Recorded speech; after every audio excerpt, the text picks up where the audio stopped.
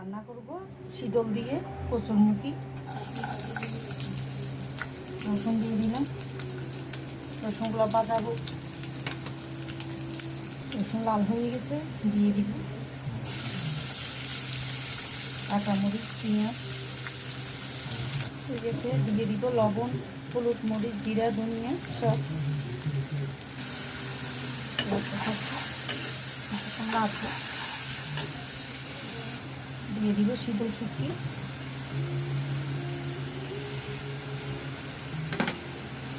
অনেক গ্রাম বাইর হয়েছে, পুরা ঘর মোমো করতেছে শীতলের গন্ধ। দিয়ে দিব কচুরমুখিগুলো সিদ্ধ করা, নুন হলুদ দিয়ে ভালোভাবে লাড়া হয়ে গেছে। ঢাকনা দিয়ে ঢেকে দিব, কিছুক্ষণ পর আসতেছি। দিয়ে দিব হালকা গরম পানি সিদ্ধ হওয়ার জন্য। হয়ে গেছে শীতল দিয়ে কচুরমুখী। কেমন লাগতেছে বলবেন, ভালো থাকবেন।